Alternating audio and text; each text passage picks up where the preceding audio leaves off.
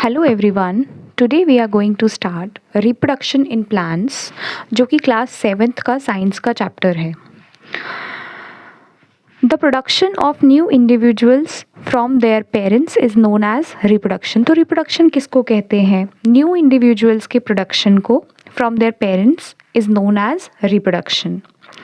There are different modes of reproduction. तो reproduction के अलग अलग प्रकार होते हैं, अलग अलग मोड्स होते हैं। सबसे पहले हमारे सामने ये एक प्लांट है। आप ध्यान से देखिए, इस प्लांट में there are roots, this is stem, these are the leaves and this is the flower.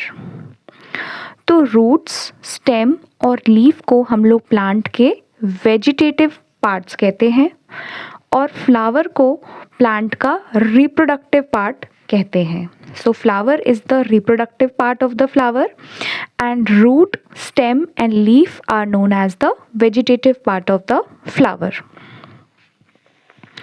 Most plants have roots, stems and leaves.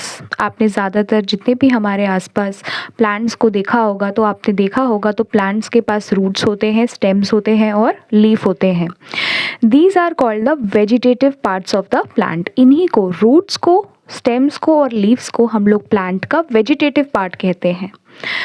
After a certain period of growth most plants bear flowers. और जैसे जैसे पौधा बढ़ने लगता है, as उसकी बढ़ने लगती है, तो वो जो प्लांट है वो फ्लावर्स को बेयर करना शुरू करता है, यानी उनके अंदर फ्लावरिंग हो जाती है। फिर यही फ्लावर जो है ये फ्रूट्स में बदल जाते हैं और यही फ्रूट्स के अंदर सीड्स होते हैं और वही सीड्स जब सॉइल में जाते हैं तो उनकी जर्मिनेशन होती है और एक न्यू प्लांट को वो जन्म देते हैं। Flowers perform the function of reproduction in plants. तो जो फ्लावर्स होते हैं, आप देख सकते हैं फ्लावर से ही न्यू प्लांट बनता है अल्टीमेटली। इसीलिए फ्लावर जो है वो रिप्रोडक्शन का फंक्शन जो होता है प्लांट में उसको परफॉर्म करता है। इसीलिए फ्लावर्स को हम लोग प्लांट का रिप्रोडक्टिव पार्ट भी कहते हैं। अब प्लांट जो अपने ऑफस्प्रिंग को प्रोड्यूस करता है, यानी कि न्यू प्लांट को जन्म देता है, उसके अलग अलग प्रकार होते हैं, अलग अलग तरीके होते हैं, यानी मोड्स ऑफ रिप्रोडक्शन। तो how many modes of reproduction are there? There are basically 2 modes of reproduction. पहला है एसेक्सुअल रिप्रोडक्शन और दूसरा है सेक्सुअल रिप्रोडक्शन। तो modes of reproduction asexual reproduction और सेक्सुअल रिप्रोडक्शन। तो एसेक्सुअल रिप्रोडक्शन का क्या मतलब है? Asexual, in this new plants are obtained without production of seeds. इनमें सीड्स जो होते हैं वो प्रोड्यूस नहीं होते हैं। और एसेक्सुअल रिप्रोडक्शन में सिंगल पेरेंट्स का इन्वॉल्व होता है। सिंगल प्लांट से ही न्यू ऑफस्प्रिंग, नया प्लांट, नया पौधा जन्म ले लेता है। लेकिन अगर हम बात करें सेक्सुअल रिप्रोडक्शन की, तो यहाँ पे जो न्यू प्लांट है वो सीड्स के जर्मिनेशन से ही ऑब्टेन होता है, यानी कि यहाँ पर सीड्स प्रोड्यूस होते हैं और सीड्स जब जाके जर्मिनेट होते हैं, सीड की जर्मिनेशन से ही न्यू प्लांट प्रोड्यूस होता है। और सेक्सुअल रिप्रोडक्शन में we require 2 parents. 2 parents are involve in sexual reproduction, लेकिन एसेक्सुअल रिप्रोडक्शन में सिंगल पेरेंट की इन्वॉल्वमेंट होती है। अब एसेक्सुअल रिप्रोडक्शन के बहुत सारे मेथड्स होते हैं प्लांट्स में, जैसे कि पहला मेथड है वेजिटेटिव प्रोपगेशन। हम एक एक करके जितने भी एसेक्सुअल रिप्रोडक्शन के मेथड्स है प्लांट में, जैसे कि बडिंग हो गया, वेजिटेटिव प्रोपगेशन हो गया, या स्पोर फॉर्मेशन हो गया, या फ्रेगमेंटेशन हो गया, ये हम बारी बारी करके पढ़ेंगे। तो पहला method of asexual reproduction in plants is the vegetative propagation. It is a type of asexual reproduction in which new plants are produced from roots, stems, leaves and buds. तो जैसे कि अभी थोड़ी देर पहले हमने पढ़ा था कि जो रूट्स होते हैं, स्टेम्स होते हैं और लीव्स होते हैं और बड्स भी, ये क्या होते हैं? They are the vegetative parts of the plant. तो जब एक नया पौधा उगता है फ्रॉम दीज वेजिटेटिव पार्ट्स, यानी कि रूट से एक नया पौधा उग गया, या स्टेम से पूरे के पूरे स्टेम से एक नया का नया प्लांट उग गया, या एक पत्ते से नया प्लांट उग गया, या बड की मदद से एक नया प्लांट उग गया, तो ऐसी रिप्रोडक्शन को हम लोग वेजिटेटिव प्रोपगेशन कहते हैं। और इसमें कोई भी सीड का फॉर्मेशन नहीं होता है, इसीलिए it is also a type of asexual reproduction. Since reproduction is through the vegetative parts of the plant, it is known as vegetative propagation. क्योंकि हमने देखा ये रूट, स्टेम्स या लीव्स की मदद से होता है जो कि प्लांट के वेजिटेटिव पार्ट होते हैं, इसीलिए इस रिप्रोडक्शन को हम वेजिटेटिव प्रोपगेशन भी कहते हैं. तो जैसे कि ये स्टेम है, स्टेम में ये जो पार्ट्स होते हैं इनको हम नोड कहते हैं. These are known as nodes. और दो नोड्स के बीच के जो गैप है, ये वाला जो गैप है, इसको हम इंटरनोड कहते हैं. और नोड के ऊपर ही हमेशा लीफ ग्रो करते हैं. जब भी लीफ ग्रो करता है वो हमेशा नोड के ऊपर ग्रो करता है. इंटरनोड्स में कभी भी लीफ या फ्लावर ग्रो नहीं करते हैं. और यहाँ पर लीफ के एक्सिल में एक बड भी ग्रो हुआ है. तो ये एनसीईआरटी में एक फिगर बना हुआ था. तो नोड किसे कहते हैं और इंटरनोड किसे कहते हैं, आई hope you understood. Now flower buds develops into flower. तो जो बड्स होते हैं वही बड़े होके फ्लावर में डेवलप हो जाते हैं. There are buds in the axil, point of attachment of the leaf at the node. तो हमने पिछले डायग्राम में जैसे देखा था कि जो एक्सिल है वहाँ पर जो पत्ते के नीचे जो पार्ट होता है उसे एक्सिल कहते हैं और वहाँ पर ही बड जो है वो अटैच हुआ था, विच डेवलप इनटू शूट्स. और वही बाद में शूट्स में बदल जाता है. These buds are called the vegetative bud, क्योंकि इन्हीं से नए प्लांट का निर्माण हो रहा है. A bird consists of a short stem around which immature overlapping leaves are present. Vegetative birds can also give rise to a new plant. तो vegetative bird पूरे के पूरे new plant को ही डेवलप करती है, इसीलिए हम इसको वेजिटेटिव प्रोपगेशन कहते हैं. जैसे कि ये आलू है, इट इज़ पोटैटो. तो पोटैटो में इस तरीके के छोटे छोटे आउटग्रोथ्स होते हैं, वाइट कलर के, आपने भी देखा होगा. ये बेसिकली बड्स होते हैं. इनको आईज़ ऑफ पोटैटो भी कहते हैं. और अगर हम इसको निकाल के ग्राउंड में डाल दें तो पूरा का पूरा पोटैटो ग्रो हो जाता है. सिमिलरली ये जिंजर है, अदरक के ऊपर ऐसे हेयरी स्ट्रक्चर्स प्रेजेंट होते हैं. Basically ginger with new plant sprouting from it. तो ये एक नया जिंजर प्लांट जो है वो इसमें से निकल रहा है. तो यहाँ पे भी वेजिटेटिव प्रोपगेशन हो रही है. Similarly turmeric, this is turmeric जो हल्दी होता है, तो हल्दी में भी सिमिलर चीज़ होती है. और ये दिस इज़ ब्रायोफाइलम. ब्रायोफाइलम एक लीफ होता है, इसके मार्जिन्स पे इस तरीके से आउटग्रोथ्स ग्रो होते हैं जिनको हम बड्स कहते हैं. और इस बड से पूरा का पूरा न्यू प्लांट ग्रो करता है. This is an example of vegetative propagation through leaf. Potato का हो गया वेजिटेटिव प्रोपगेशन थ्रू स्टेम, और जिंजर हो गया vegetative propagation through roots. Each bud can give rise to a new plant. तो हर एक बर्ड जो हमने देखा, जैसे आलू के ऊपर बर्ड था, जिंजर के ऊपर था, या पत्तों के ऊपर था, ब्रायोफाइलम लीफ के ऊपर था, वो पूरे के पूरे न्यू प्लांट को जन्म दे सकते हैं. तो हेंस रिप्रोडक्शन हो जाएगा. Roots of some plants can also give rise to new plants. जैसे हमने पोटैटो में देखा, पोटैटो में बर्ड्स की वजह से बर्ड्स ने पूरे के पूरे न्यू प्लांट को जन्म दिया. इसी प्रकार कुछ प्लांट्स में जो रूट्स होते हैं वो पूरे के पूरे न्यू प्लांट को ग्रो करते हैं, जैसे कि स्वीट पोटैटो एंड डालिया. तो आप ये एग्जाम्पल्स आपको लर्न करने हैं. रूट्स पूरे, this is known as vegetative propagation through roots. और इसके दो बेहतरीन एग्जाम्पल है, स्वीट पोटैटो, शकरकंदी, और दलिया. Plants like cacti produce new plants when their parts get detached from the main plant body. तो कुछ plants ऐसे होते हैं जब वो मेन प्लांट बॉडी, मान लो ये कोई प्लांट है और इससे कुछ अटैच हुआ है, तो जैसे ही ये यहाँ से डिटैच हो जाएगा, ये मेन प्लांट बॉडी है, इससे जब ये वाला पार्ट जो है ये डिटैच हो जाएगा तो अब ये एक नए प्लांट को जन्म देगा. Now this will develop into a complete new plant. Now plants produced, इसका एग्जाम्पल है cacti. Plants produced by vegetative propagation take less time to grow and bear flowers and fruits earlier than those produced from seeds. तो जो बीजों से बीज germination के बाद seeds germination के बाद जो प्लांट्स ग्रो करते हैं, वेजिटेटिव प्रोपगेशन बहुत कम टाइम लेते हैं, बहुत लेस टाइम लेते हैं उगने में, ग्रो होने में, और इनमें जो फ्लावर्स और फ्रूट्स होते हैं वो भी काफ़ी जल्दी आ जाते हैं एज़ कम्पेयर टू ऐसे प्लांट्स जिनमें जो ग्रो हुए हैं through seed germination. The new plants are exact copies of the parent. तो वेजिटेटिव प्रोपगेशन के थ्रू जितने भी न्यू प्लांट्स बने हैं वो सारे के सारे अपने पेरेंट प्लांट्स के बिल्कुल एग्जैक्ट कॉपी होते हैं, क्योंकि वो सिंगल पेरेंट की मदद से बने हैं. बाद में जब हम सेक्सुअल रिप्रोडक्शन पढ़ेंगे तो हम समझेंगे कि सेक्सुअल रिप्रोडक्शन में जो न्यू प्लांट डेवलप होता है वो पेरेंट से 100% रिजेंबल नहीं करता, क्योंकि वो दो पेरेंट्स के गैमीट्स के फ्यूजन की वजह से बनता है. तो उसमें कुछ कैरेक्टरिस्टिक्स जो होते हैं वो मदर के होते हैं और कुछ कैरेक्टरिस्टिक्स फादर के होते हैं.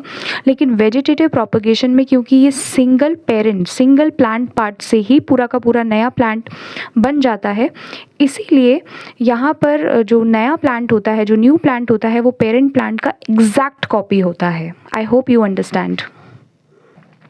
Now next type of asexual reproduction is budding. तो budding क्या होता है? The small bulb-like projection coming out from the yeast cell is called a bud. तो ये यीस्ट सेल है. यीस्ट सेल बेसिकली एक फंगी होता है, सिंगल सेल्ड ऑर्गेनिज्म होता है. इसमें बेसिकली एक बड डेवलप करती है. बड यानी एक आउटग्रोथ होती है जो उसके मेन बॉडी से, मेन पेरेंट बॉडी पर ही डेवलप होती है. आप देख सकते हैं अब ये जो बड है धीरे धीरे ये बढ़ता जाएगा और आप देख सकते हैं ये बड बढ़ता जाएगा, और जैसे ही ये बड डिटैच हो जाएगा तो एक नए यीस्ट सेल को जन्म देगा. The bud gradually grows and gets detached from the parent cell and forms a new yeast cell. तो ये yeast cell है, डेवलप हुआ इसमें बड, ये धीरे धीरे बड़ा होगा, ग्रो होगा और एक न्यू इंडिविजुअल से डिटैच हो जाएगा, पेरेंट बॉडी से डिटैच हो जाएगा और फाइनली एक न्यू यीस्ट सेल को जन्म देगा. The new yeast cell grows, वो बड़ा होगा, मेच्योर हो जाएगा और ज़्यादा यीस्ट सेल को जन्म देगा. तो कभी कभी क्या होता है, ऐसे जो ये बड्स होते हैं इनकी एक चेन जैसी बन जाती है, तो इसको हम चेन ऑफ बड्स भी कहते हैं. So this is budding. Budding के बाद नेक्स्ट एसेक्सुअल रिप्रोडक्शन का मेथड है फ्रेगमेंटेशन. तो फ्रेगमेंटेशन किस में होती है? ये एल्गे में होती है. एक स्पेशलाइज्ड एक तरह का एल्गे होता है जिसको हम स्पाइरोगायरा बोलते हैं. तो स्पाइरोगायरा किस्म का एल्गे होता है जिसमें फ्रेगमेंटेशन प्रोसेस होता है. ना फ्रेगमेंटेशन होता क्या है आइए समझते हैं. तो बेसिकली एल्गे क्या होते हैं? Algae are slimy green patches in ponds और in other stagnant water bodies. तो कभी कभी तालाब में हम लोगों ने या रिवर बॉडीज़ के पास में वो ग्रीनी हेयर लाइक बिल्कुल वो स्लाइमी सा स्ट्रक्चर हमने देखा होता है. बेसिकली वो एक एल्गे होते हैं. When water and nutrients are available, algae grow and multiply rapidly by fragmentation. तो जब तालाब में काफ़ी पानी होता है और उस पानी के अंदर न्यूट्रिएंट्स अवेलेबल होते हैं तो ये जो स्पाइरोगायरा है, एल्गे हैं, ये बहुत ज़्यादा जल्दी ग्रो करते हैं और मल्टीप्लाई करते हैं through a process called fragmentation. These fragments or pieces grow into new individuals. This process continues and they cover a large area in a short period of time. तो क्या मतलब है? मान लीजिए ये स्पाइरोगायरा है. ये स्पाइरोगायरा क्या करता है? दो पार्ट्स में ब्रेक करता है. तो अब ये दो स्पाइरोगायरा में बदल गए और ये दोनों के दोनों स्पाइरोगायरा अब साइज़ में ग्रो होंगे और पूरा का पूरा एक न्यू इंडिविजुअल बन जाएंगे और अगेन ये ब्रेक करेंगे, फिर और स्पाइरोगायरा में ब्रेक करेंगे. ये साइकिल चलती रहेगी और इस तरीके से स्पाइरोगायरा में रिप्रोडक्शन होता है. I hope you understand. Now next is spore formation. Spore formation. तो स्पोर फॉर्मेशन किसे कहते हैं? तो basically what are spores? Spores basically asexual reproduction bodies होती है. Each spore is covered by a hard protective coat to withstand unfavourable condition such as high temperature and low humidity.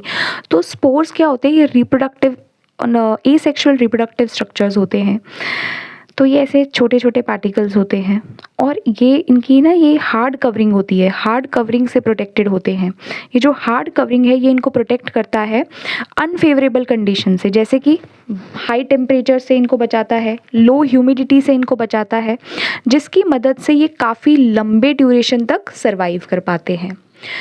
Under favourable condition a spore germinates and develop into a new individual. और जैसे ही favourable condition आता है तो ये जो covering है, protective covering है, ये फूट जाती है और इसमें से स्पोर्स निकल आते हैं और वो स्पोर्स जहाँ पर भी नीचे गिरते हैं वो एक न्यू इंडिविजुअल में कन्वर्ट हो जाता है। जैसे कि देखिए, इसको बोलते हैं हाइफा, दिस इज़ स्पोरेंजियम। ये जो आउटर कवरिंग है स्पोरेंजियम है और इसके अंदर ये जो छोटे छोटे पार्टिकल्स आपको दिख रहे हैं इन्हीं को हम स्पोर्स कहते हैं।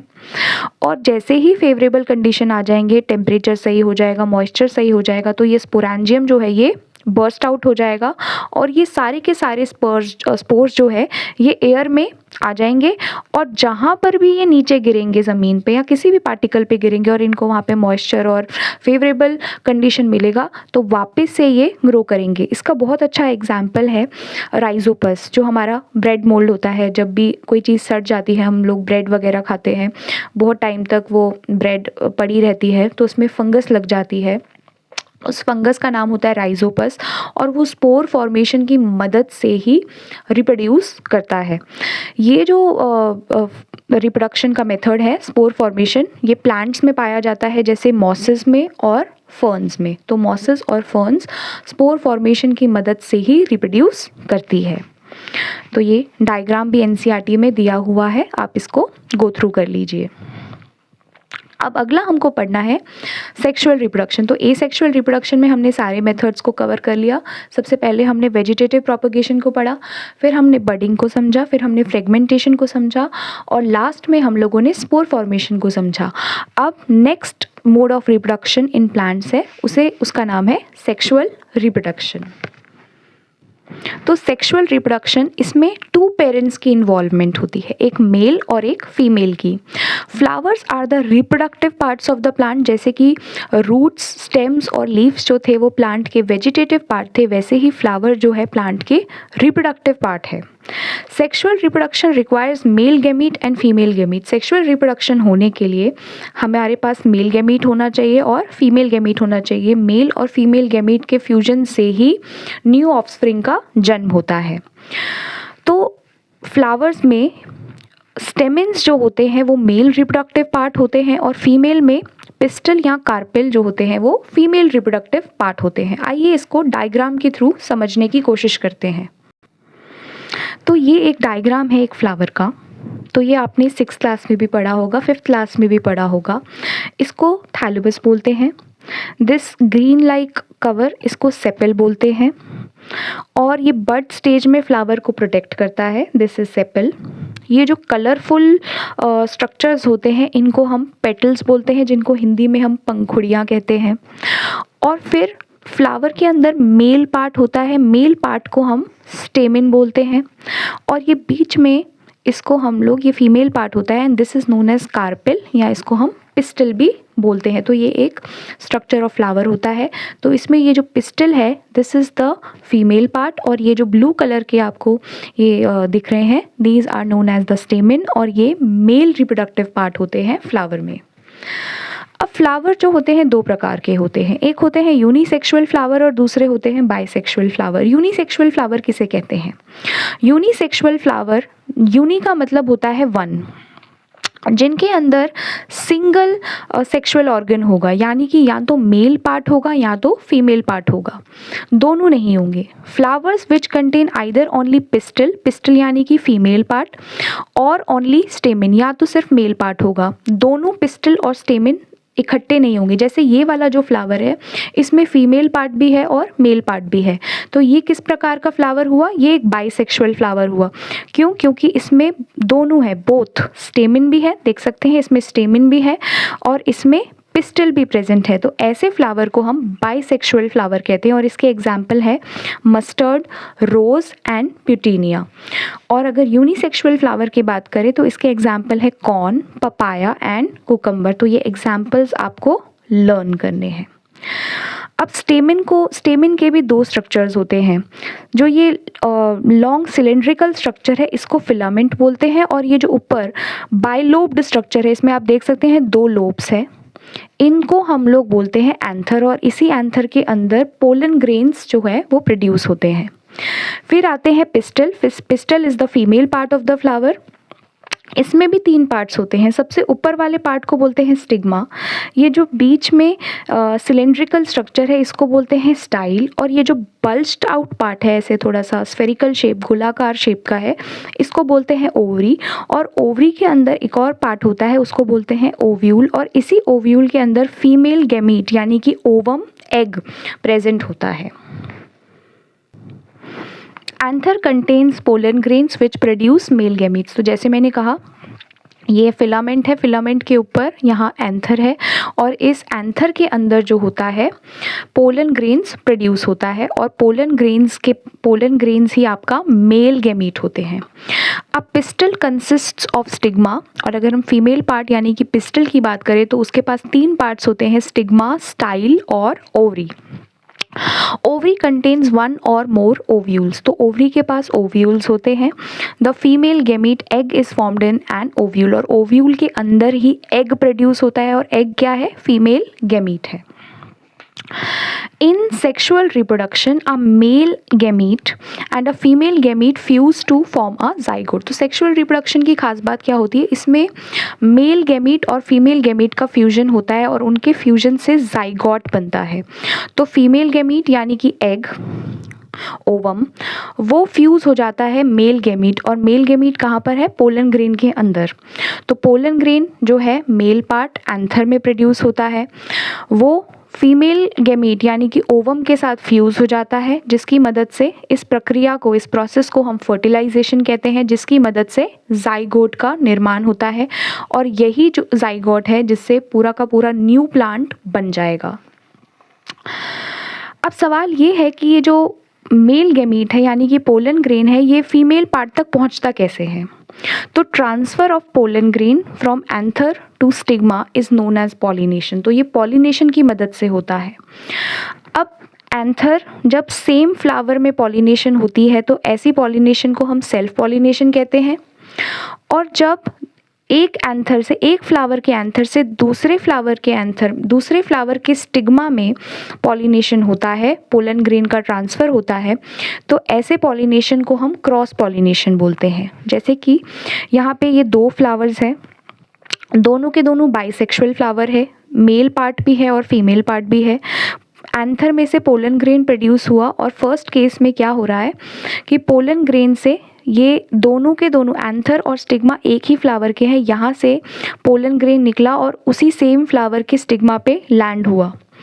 तो इसको, ऐसे पॉलिनेशन को हम सेल्फ पॉलिनेशन बोलेंगे। लेकिन दूसरे केस में क्या हो रहा है, एंथर प्लांट ए का है और स्टिग्मा प्लांट बी का है, तो एक फ्लावर से एंथर और एक फ्लावर से पोलन ग्रेन दूसरे फ्लावर के स्टिग्मा पे जब लैंड होता है, इस पॉलिनेशन को हम क्रॉस पॉलिनेशन कहते हैं।